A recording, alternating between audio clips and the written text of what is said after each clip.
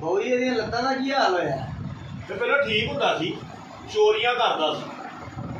ਉਹ ਇੱਕ ਘਰ 'ਚ ਗਿਆ ਜਨਾਬ, ਬੜਾ ਮਾਲ ਸੀ ਉੱਥੇ, ਸੋਨਾ ਪੈਸਾ ਚਾਂਦੀ।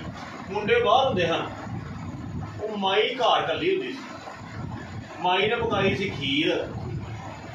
ਇਹਨੇ ਜਨਾਬ ਲੱਭਾ ਲੱਗਾ ਸਮਾਨ ਕੋਈ ਨਾ ਲੱਭਿਆ, ਇਹਨੂੰ ਭੁੱਖ ਲੱਗੀ ਸੀ ਵਿਚਾਰੇ ਗਰੀਬ ਨੂੰ।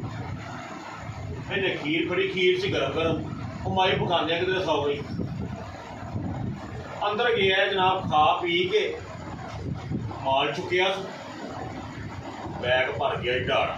ਇੰਝ ਹੀ ਹੈ ਨਾ, ਆਹੋ ਬੜਾ ਸੁਸਤ ਕੁੱਤੇ ਅਗਰਾਂ ਦਾ ਮੂੰਹ ਹੈ ਤੇਰਾ।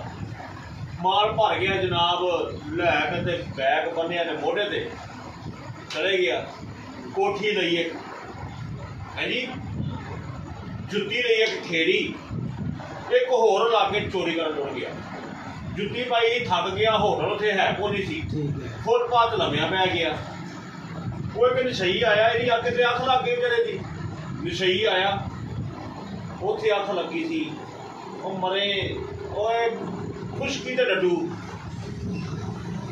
ਸੌ ਗਿਆ ਫੁੱਟਪਾਥ। ਆਹੋ ਥੱਕ ਗਿਆ ਨਾ ਟੁੱਟ ਕੇ। ਖੇੜੀ ਜੁੱਤੀ ਇਹਨੇ ਪਾਈ, ਸੋਹਣੀ ਤਿੱਲੇ ਵਾਲੀ। ਇੱਕ ਨਸ਼ਈ ਨੇ ਆ ਕੇ ਵੇਖਿਆ, ਉਹਨੇ ਕਿਹਾ ਹੈ ਬੰਦਾ ਤੇ ਚਵਲ ਜਿਹੀ ਹੈਗੀ, ਜੁੱਤੀ ਚੰਗੀ ਪਾਈ ਸੀ।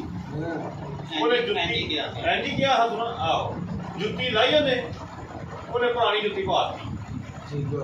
ਉਹ ਟਰੱਕ ਆਇਆ ਰਾਤ ਨੂੰ ਕਿਤੇ 2-2:30 ਦਾ ਟਾਈਮ।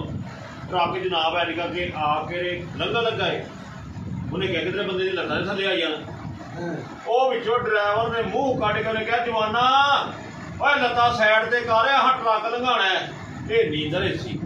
ਇਹਨੇ ਐਨਿਕਾ ਕੇ ਵੇਖਿਆ, ਜੁੱਤੀ ਵੇਖ ਕੇ ਕਹਿੰਦਾ ਮੇਰੀਆਂ ਨਹੀਂ ਹੈ, ਲੰਘਾ ਦੇ। ਓਏ ਹੋਏ ਹੋਏ, ਇਹ ਵਜ੍ਹਾ ਤੋਂ ਇਹ ਹਾਲ ਬਣ ਗਿਆ।